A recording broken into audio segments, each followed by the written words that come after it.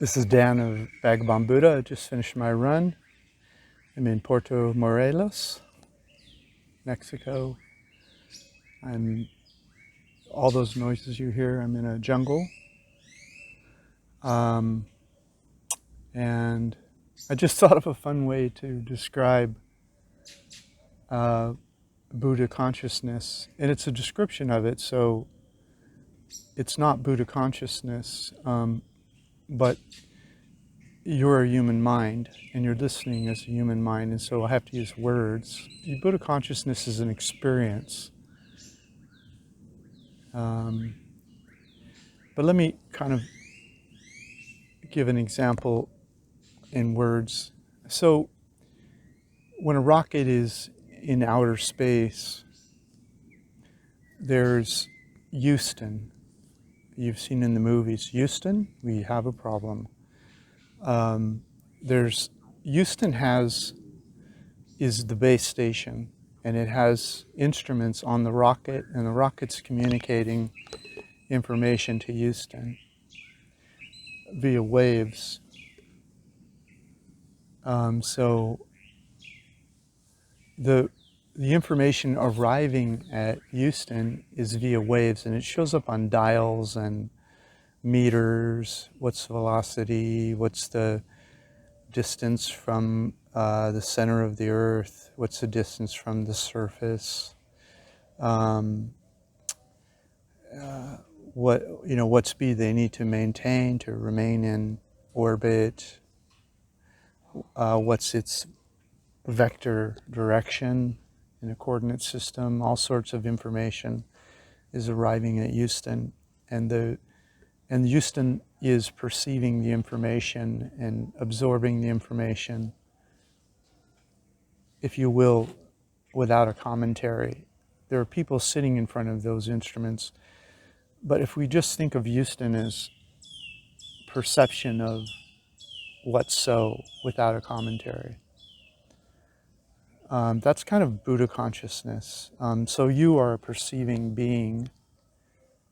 You have sight, smell, taste.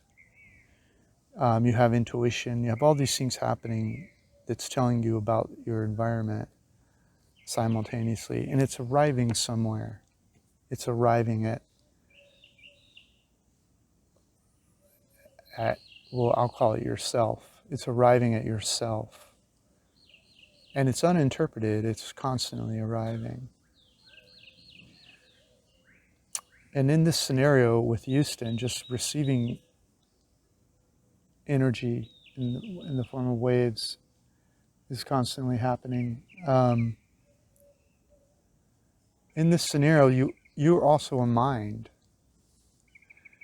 And so as the data arrives, eventually over the radio, we hear the human thought about what's arriving. Houston, we have a problem. Now, that's also a radio wave that's arriving at where perception is received in Houston. But it's different than the other information arriving at Houston via plain perception. And it's an interpretation of, and so the pilot on the rocket is saying, Houston, we have a problem. Now, we don't even know yet what the pilot thinks is the problem, right? Is it the velocity? Is the place on fire? Are they running out of food? Is there a hole in the side of the rocket and all the air is escaping? We don't know yet. But we're about to get an interpretation of why this human looks at the dials or sees something that it thinks is a problem.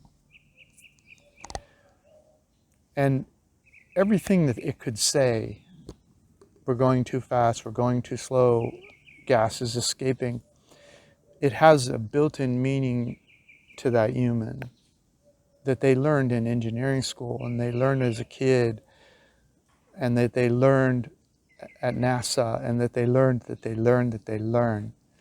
They know they need so much oxygen inside the container in order to stay alive. They know that they need to maintain a certain velocity to not fall back to the earth. They know all sorts of information, and now they're going to interpret it and give it to us. And they also have a personality. In that voice is a personality. Houston, we have a problem. It's this person who's different than the person sitting next to them. They grew up in a different part of the world. And this whole character, or this whole person, is also being interpreted by you. It's being heard by Houston. So just like the person is looking at a dial, or it's noticing some data and it's making a comment, Houston, we have a problem. So it's interpreting it, and now it's going to describe what the problem is. And Houston's listening, it's watching the dials also.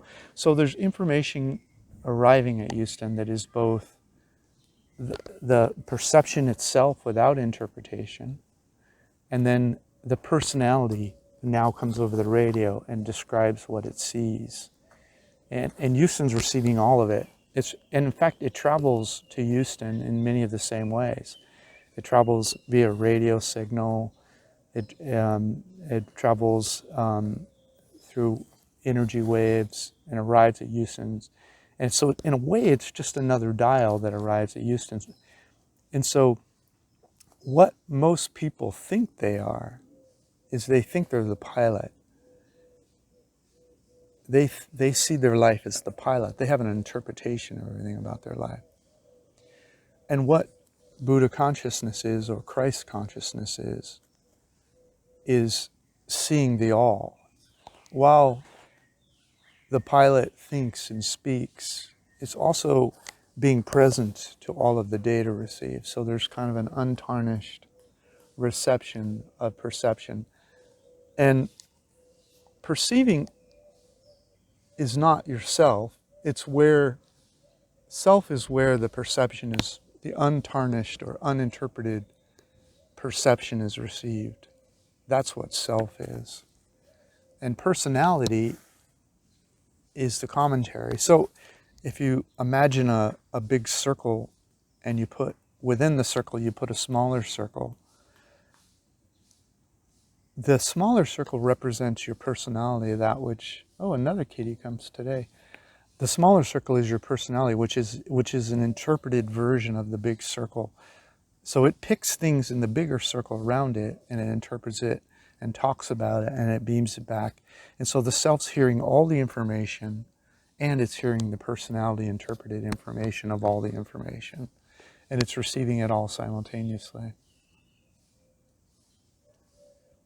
And what an awakening is when you no longer only feel, see, and absorb and perceive the personality's interpretation of what's so, but you also receive what's so.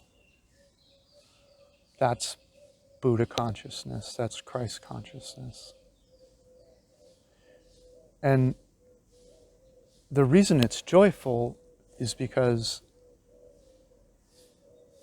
there's, and these are this is not the experience of it, these are just words again. Remember, I'm describing something. You can't experience it until you can, in fact, you are experiencing all of this right now. Because you couldn't experience your own personality's interpretation of your life, of your moment-to-moment life, if you didn't have the larger circle.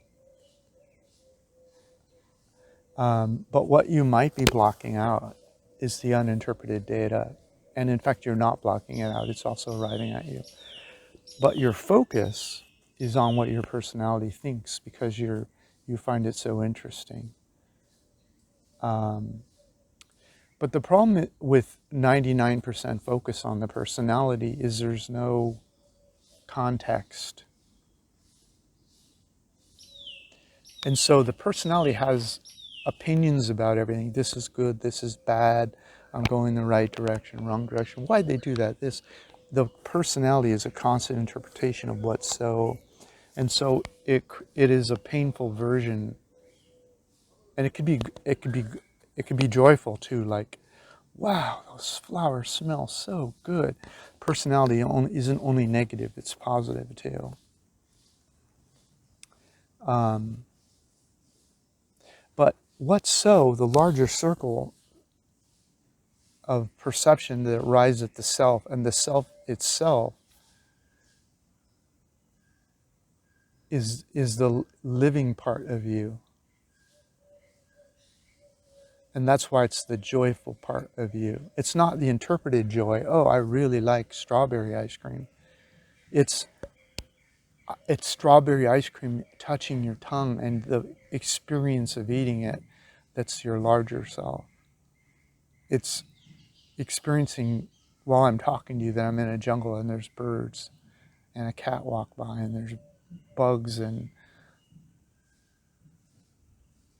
then there's my interpretation. Oh, there's a bug. Oh, there's a cat. I like cats. I like bugs. I don't like cats. I like bugs. I like this guy. And so the reason that we pay so much attention to our personality is because it has the interpretive function is meant to put you, is the hack in your life. It's trying to get you further faster.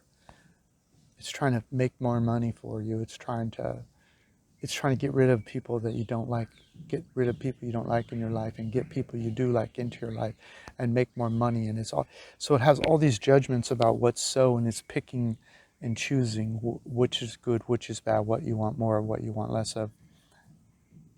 And in order to make those distinctions, it's pointing at bad and saying bad, and it's pointing at good and saying it's good. And when it points at bad, it's saying, I don't want that. And that hurts. You have to absorb bad to feel that it's not what you want. And when it points at good, when your personality points at good, you have to see that you don't have it mostly. Once in a while, you'll say, oh, I really love this strawberry. I really love this strawberry. But most of the time, it's you're looking at the TV and somebody's eating strawberry and you're thinking, or you're walking down the street and someone's having strawberry and you don't have it, and you're thinking, oh, I want strawberry. I like strawberry. Oh, I like that Ferrari. Why don't I have a Ferrari? Oh, I want to make $1 million a year. Why don't I have $1 million a year? And so when it looks at bad, it feels bad. And when it looks at what it wants, it's also seeing that you don't have it most of the time. And so there's a small percentage of the time where your personality really looks at what you have and it likes it. And that's called gratefulness. That's why all the gurus tell you to be grateful, focus on grateful, because it knows, the gurus know the rest of the time you're focusing on bad and saying that's bad and that causes pain. And the rest, they're focusing on that. And you're focusing on, oh, I want this better thing over here. I don't have. Bad, don't have. Bad, don't have. Bad, don't have. Once in a while, you get to like the strawberry ice cream. That's the interpretation you're living in. But if you can experience everything arriving and get the context, and in fact, you already are. So said another way, if you can tone down, and this isn't a process, this is a shift. I can't teach you a way to do this, but a shift will occur for you where you're awake in the moment and you live in your life instead of living in your interpretation. Now, notice that where your mind's already telling you, wait a second, if I'm not living in my interpretation, I'll never get that $1 million. Your mind immediately jumps to this idea that it will be ignored. But it can't be ignored. It's part of what's received itself. Notice it's telling you that there's some danger in listening to being alive because it wants all the attention. It doesn't want you living in experience. It wants you living in interpretation. Because what is interpretation? It is your mind. It is your personality. It is, that's bad. Oh, this is over good. I want more of it. I don't have enough. That's what it is. And it's a small part. It's not even 25%. When you wake up, your interpretation, I don't really know what it is. It might only be 5 or 10%. It might be less than that. And not only that, sometimes it just stops. Once you're aware of what's so, once you begin to live in experience and live in self and perceive all the channels of energy coming at you and not just your interpretation, sometimes your mind just stops. Not forever. And then you're just totally online. You're totally awake. You're totally in experience. Houston, we have a problem. Wake up, man. Watch all the dials. There's not just a radio wave telling you what you think, what you feel, what you want, what you don't have enough of. There's the all. Wake up and be alive in your life. Anyway, that's what Buddha consciousness is, and that's what Christ consciousness is. And when Christ talked about heaven on earth, that's what heaven on earth is. If you think about all the deadly sins, right? And I'm not a Christian, right? So you don't need to believe anything I'm saying. I'm talking about waking up and being with Christ. I'm talking about waking up and being with Buddha. I'm not talking about what you need to believe. You keep believing whatever you want to believe, but at least wake up and experience being with Buddha, being with Christ, being in your life, being alive while you're alive. You only have so much time. Eventually you'll go back to God, the energy that you are. Maybe you'll be reincarnated if you're a Hindu. Maybe you'll go to heaven if you're a Christian. Well, I don't know what Allah does. I haven't studied that yet. Whatever Allah does, you'll do that. But while you're alive, experience this life. Be in it. Let your shoulders drop and experience the all. All right. This is Dan of Vagabond Buddha. Time to boogie on.